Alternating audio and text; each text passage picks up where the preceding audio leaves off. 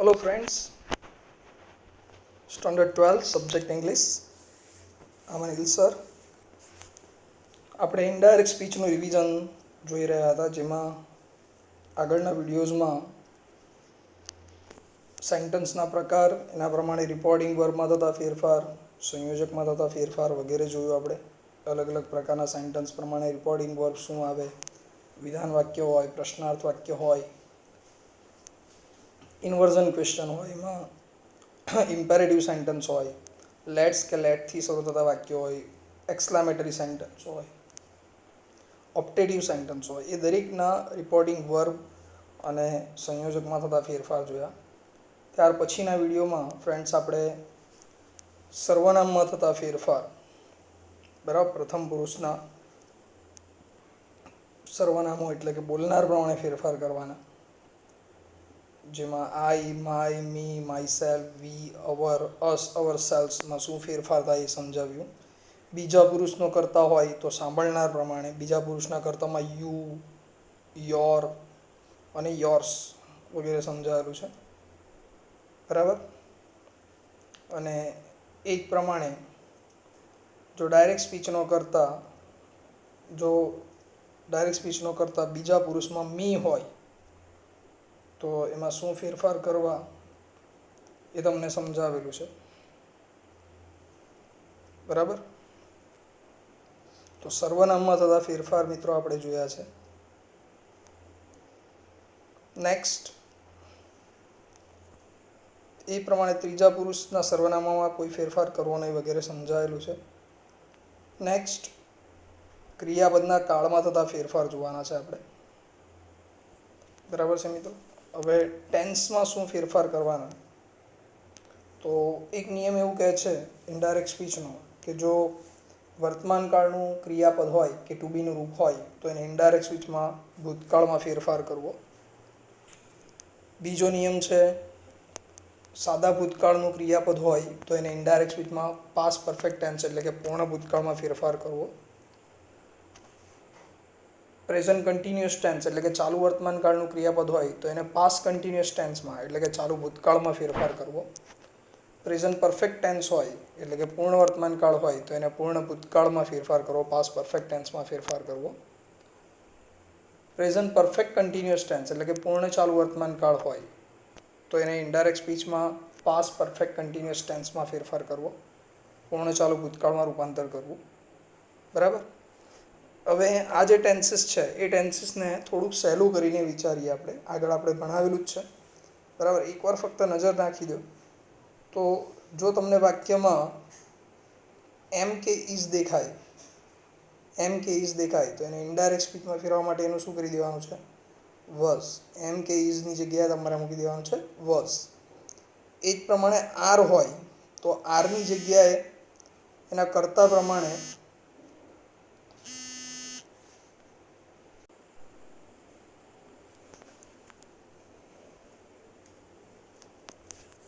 Hello friends,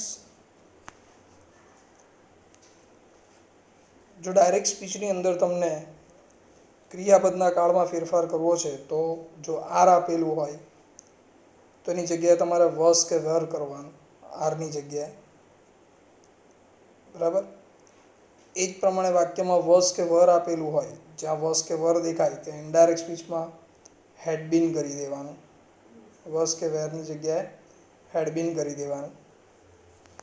and will કે cell હોય અને એની સાથે મૂળ ક્રિયાપદ આપેલું હોય, વિલ કે સેલ સાથે મૂળ ક્રિયાપદ હોય તો વિલ કે સેલનું તમારે ઇનડાયરેક્ટ સ્પીચમાં વુડ કરી દેવાનું છે અને સાથે મૂળ ક્રિયાપદ રાખવાનું છે, બરાબર.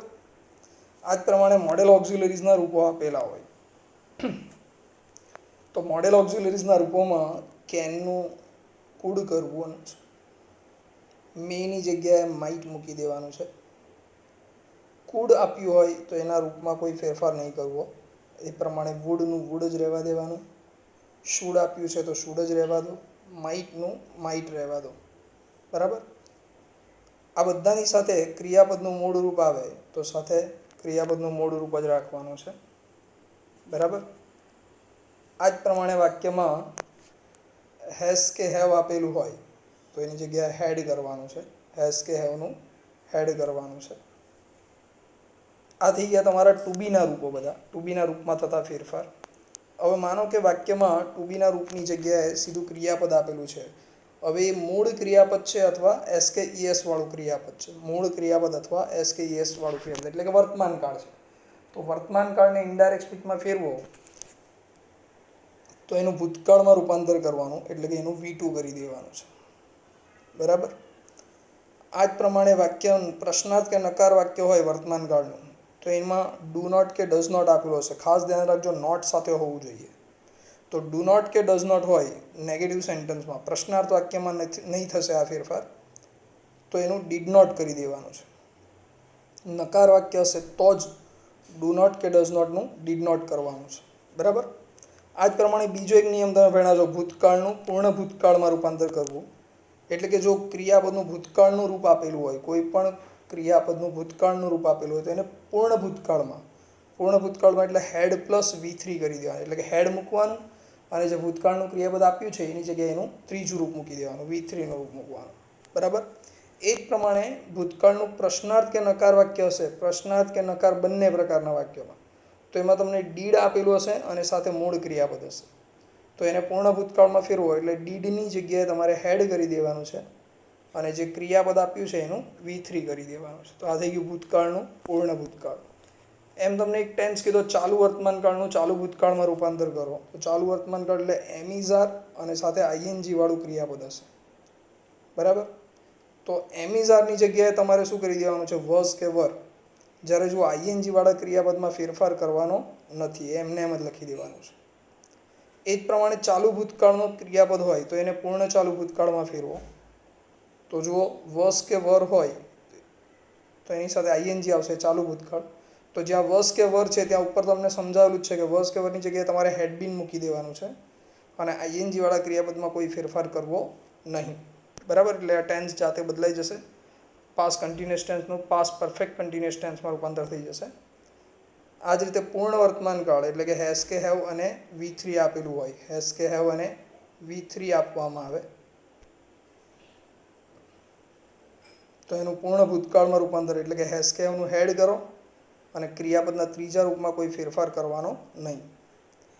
અને લાસ્ટ પૂર્ણ ચાલુ વર્તમાન કાળ એટલે કે હેઝ કે હેવ બીન અને આઈએનજી વાળું ક્રિયાપદ હોય તો શું કરવાનું છે, ફક્ત આટલો જ ફેરફાર કરવાનો. આ હેઝ કે હેવ છે એનું હેડ કરી દો, બીન અને આઈએનજી વાળા ક્રિયાપદમાં કોઈ ફેરફાર કરવો નહીં, એટલે ટેન્સ જાતે બદલાઈ જશે. તો આટલા ફેરફાર જે તમને સમજાવ્યા, તમે આ પ્રમાણેના જો મોડે કરી દો ફેરફાર તો તમારું ટેન્સમાં એટલે કે વાક્યમાં કોઈ ભૂલ આવે નહીં. સર્વનામ ઉપરાંત ક્રિયાપદમાં આ ફેરફાર કરવાના આવશે. દરેક વાક્યમાં ક્રિયાપદ તો બદલવાનું આવવાનું જ છે. બરાબર. અને આ જ પ્રમાણે છેલ્લો ફેરફાર છે સમીપતા દર્શક શબ્દોમાં ફેરફાર. બરાબર મિત્રો. સમીપતા દર્શક શબ્દોમાં ફેરફાર શું હશે, તો જ્યાં ધીસ છે એનું ધેટ કરી દો, બહુવચનના ધીસનું ધોષ કરો, હિયરની જગ્યાએ ધેર કરવાનું છે, નાવ કે જસ્ટ આપ્યું હોય તો ત્યાં ધેન મૂકવાનું છે, ટુડેની જગ્યાએ ધેટ ડે, ટુનાઇટનું ધેટ નાઇટ, ધસ આપ્યું હોય તો એનું સો, એગોની જગ્યાએ બિફોર, જ્યાં ટુમોરો છે ત્યાં ધ ફોલોઈંગ ડે અથવા ધ નેક્સ્ટ ડે મૂકી શકો. બરાબર. અથવા એક ત્રીજો શબ્દ પણ છે ધ ડે આફ્ટર.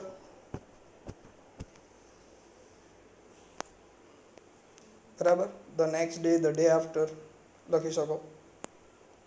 આ જ પ્રમાણે જ્યાં નેક્સ્ટ દેખાય ત્યાં તમારે ધ ફોલોઈંગ લખી દેવાનું છે અને યસ્ટરડેની જગ્યાએ ધ પ્રીવિયસ ડે લખવાનું છે. જ્યાં લાસ્ટ હોય ત્યાં ધ પ્રીવિયસ ડે, બરાબર, અથવા ધ ડે, યસ્ટરની જગ્યાએ ધ પ્રીવિયસ ડે અથવા ધ ડે બિફોર. બરાબર. તો આ થઈ ગયા સમીપતા દર્શક શબ્દોમાં ફેરફાર. હવે ફ્રેન્ડ્સ, આ બધા ફેરફારો સમજાવ્યા પછી આપણે થોડાક પેરેગ્રાફની પ્રેક્ટિસ પણ કરીએ રિવિઝનમાં. બરાબર. જેથી તમારું ઇનડાયરેક્ટ સ્પીચમાં એકદમ પરફેક્શન આવી જાય. જો અહીંયા કેટલાક પેરેગ્રાફ મૂકેલા છે, તમને કામ લાગે દરેક પ્રકારના વાક્યો અંદર આવી જાય એ પ્રકારના અહીંયા રિવિઝનમાં પેરેગ્રાફ મૂકેલા છે. બરાબર. પહેલાં પેરેગ્રાફ જુઓ કેટલા પ્રકારના વાક્યો છે એ સમજી લઈએ. સૂચના તમને આ જ આવવાની છે, render the following dialogues into indirect speech. બરાબર. ફર્સ્ટ પેરેગ્રાફ જુઓ, let's visit the science exhibition. બરાબર. પહેલો પેરેગ્રાફ છે let's visit the science exhibition. Said Rajvi, what a good suggestion, we will surely go. Said Dhyey, thank you, is it worth visiting, certainly. બરાબર, આટલો dialog આપેલો છે. બે જણા, સૌથી પહેલાં બોલનાર અને સાંભળનાર કોણ છે? તો બોલનાર રાજવી છે અને સાંભળનાર ધ્યેય છે. બરાબર, કેટલા પ્રકારના વાક્યો આપેલા છે અને કેટલા વાક્યો આપેલા છે 3 માર્ક્સની અંદર તમને? તો એક લેટ્સ વાળું વાક્ય આપેલું છે પહેલું, ત્યાર પછી બીજું ઉદ્ગાર વાક્ય અને એની સાથે વિધાન વાક્ય, ત્રીજું ઓપ્ટેટિવ સેન્ટન્સ છે થેન્ક યુ વાળું, ચોથું વાક્ય પાછું પ્રશ્નાર્થ વાક્ય છે ટુ બીના રૂપવાળું, ઇન્વર્ઝન ક્વેશ્ચન વાળું, અને છેલ્લે સર્ટેનલી વાળું, બરાબર, એગ્રીમેન્ટ દર્શાવતું વાક્ય. તો ચલો એ પ્રમાણે દરેક વાક્યને ફેરવતા જઈએ. સૌથી પહેલાં પહેલું વાક્ય જે છે તમારું, let's visit the science exhibition, said Rajvi. તો લેટ્સ વાળું વાક્ય છે અને રાજવી બોલે છે. તો લેટ્સ વાળું વાક્ય હોય તો રિપોર્ટિંગ વર્બ મૂકવાનો સજેસ્ટેડ. તો તમારો પેરેગ્રાફ બનશે રાજવી સજેસ્ટેડ. આ લેટ્સ વાળું વાક્ય છે માટે રિપોર્ટિંગ વર્બ સજેસ્ટેડ. સાંભળનાર મૂકી દઈએ ધ્યેય. લેટ્સ વાળા વાક્યનો સંયોજક ધેટ. હવે ઇનડાયરેક્ટ સ્પીચમાં લેટ્સ વાળા વાક્યને ઇનડાયરેક્ટ સ્પીચમાં ફેરવો તો લેટ્સ કાઢીને ત્યાં મૂકવાનું ધે શુડ. બરાબર, લેટ્સ નીકળી જશે, ધે શુડ. હવે બાકીનું વાક્ય એમને એમ લખી દેવાનું છે. શુડ આવી ગયું મોડેલ ઓક્ઝિલરીઝ, એટલે એના પછી મૂળ ક્રિયાપદ આવશે વિઝિટ ધ સાયન્સ એક્ઝિબિશન. બરાબર, પહેલું વાક્ય પૂરું. રાજવી suggested that they should visit the science exhibition. બરાબર, હવે ધ્યેય બોલશે અને ધ્યેય જે પહેલું વાક્ય બોલે છે એ ઉદ્ગાર વાક્ય છે, વોટ અ ગુડ સજેશન. તો એણે પ્રશંસા કરી છે રાજવીના સજેશનની. બરાબર, તો પ્રશંસા કરવા માટે રિપોર્ટિંગ વર્બ આવે એક્સક્લેમ વિથ પ્રેઇઝ. તો ચલો આપણે જવાબ શરૂ કરીએ. બીજા વાક્યનો બોલનાર છે ધ્યેય, વાક્ય બદલાય એટલે બોલનાર અને સાંભળનાર બદલાઈ જશે. ધ્યેય ઉદ્ગાર વાક્ય છે માટે એક્સક્લેમ્ડ, અને એનો ભાવ દર્શાવેલો છે વિથ પ્રેઝ, પ્રશંસાનો ભાવ, એક્સક્લેમ્ડ વિથ પ્રેઝ. ઉદ્ગાર વાક્યમાં સાંભળનારના નામની આગળ ટુ મૂકવાનું. તો આપણે લખીશું ટુ રાજવી અને ઉદ્ગાર વાક્યનો સંયોજક ધેટ. બરાબર, આટલું સેન્ટન્સની બહારના ફેરફાર પૂરા. હવે સેન્ટન્સની અંદર જાઓ તો ઉદ્ગાર વાક્યને વિધાન વાક્યમાં ફેરવવાનું. બરાબર, તો વિધાન વાક્યમાં ફેરવવા માટે કર્તાને ક્રિયાપદ જોઈએ જે અહીંયા આપેલા નથી. તો કર્તાને ક્રિયાપદ ઉદ્ગાર વાક્યમાં ન હોય તો આપણે ઉમેરવાનું ઇટ વોઝ. બરાબર, તો ચલો આપણે કર્તાને ક્રિયાપદ મૂકી દઈએ ઇટ વોઝ. હવે વોટથી શરૂ થતું વાક્ય છે અને વાક્યમાં આર્ટિકલ આપેલો છે તો આપણે પણ એડ કરવાનું આર્ટિકલ અને વેરી ઉમેરવાનું વિધાનમાં ફેરવવા. તો અ વેરી આપણે બહારથી ઉમેર્યું. ત્યાર પછી વાક્યમાં આપેલું વિશેષણને નાઉન મૂકી દેવાનું. તો અ વેરી ગુડ સજેશન થઈ ગયું ઉદ્ગાર વાક્યનું વિધાન વાક્યમાં રૂપાંતર. હવે પાછળનું વાક્ય પણ ધ્યેય જ બોલે છે, વી વિલ શ્યોરલી ગો. વિધાન વાક્ય છે, ધ્યેય બોલે છે આ. બરાબર, તો વિધાન વાક્ય છે, બીજું વાક્ય પણ એક જ વ્યક્તિ બોલે છે એટલે એન્ડ વડે જોડો અને પાછળના વાક્યના રિપોર્ટિંગ વર્બ મુજબ, વાક્યના પ્રકાર મુજબ રિપોર્ટિંગ વર્બ મૂકો. વિધાન વાક્ય છે માટે આપણે મૂકીશું ટોલ્ડ અને સંયોજક ધેટ. બરાબર, ચલો હવે વીનો ફેરફાર સૌથી પહેલાં એ છે ધ્યેય. સર્વનામ બદલાઈ ગયું. જે ડબલ એલ લખ્યું છે ને એ વિલ છે તો વિલનું કરીશું વુડ, ધે વુડ. પછી બાકીના શબ્દો શ્યોરલી, ગો ક્રિયાપદમાં કોઈ ફેરફાર નહીં થશે. કેમ? આગળ મોડેલ ઓક્ઝિલરીઝ આવી ગયું વુડ, એટલા માટે. તો આખું વાક્ય બન્યું and told that they wood surely go. Okay, ચલો હવે આગળનું વાક્ય કોણ બોલે છે? તો હવે ફરીથી રાજવી બોલશે. એ થેન્ક યુ બોલે છે રાજવી. તો ઓપ્ટેટિવ સેન્ટન્સ છે. થેન્ક યુ વાળું વાક્ય આપેલું હોય, માત્ર થેન્ક યુ લખેલું હોય તો રિપોર્ટિંગ વર્બ વાપરવાનો થેન્કડ. બરાબર, તો એ વાક્ય આ રીતે બનશે, રાજવી થેન્કડ ધ્યેય. સેન્ટન્સ પૂરું. બરાબર, ચલો હવે એના પછીનું વાક્ય જુઓ, ઇઝ ઇટ વર્થ વિઝિટિંગ. તો આ વાક્ય કોણ બોલે છે મિત્રો? આ વાક્ય ફરીથી તમને ધ્યેય બોલશે અને એ પ્રશ્નાર્થ વાક્ય છે તો તમારું વાક્ય બનશે ધ્યેય આસ્કડ રાજવી. ટુ બીના રૂપથી શરૂ થતું એટલે કે ઇન્વર્ઝન ક્વેશ્ચન છે તો સંયોજક આવ્યો ઇફ. બરાબર, પ્રશ્નાર્થને વિધાનમાં ફેરવો એટલે પહેલાં ઇટનો ફેરફાર. તો ઇટ તો ત્રીજો પુરુષ એટલે એમાં ફેરફાર નહીં થાય. ઇઝનો ફેરફાર ભૂતકાળ કરો વોઝ. અન્ય શબ્દો વર્થ વિઝિટિંગ. બરાબર, આઈએનજી વાળા ક્રિયાપદમાં ફેરફાર કરવાનો નથી. થઈ ગયું.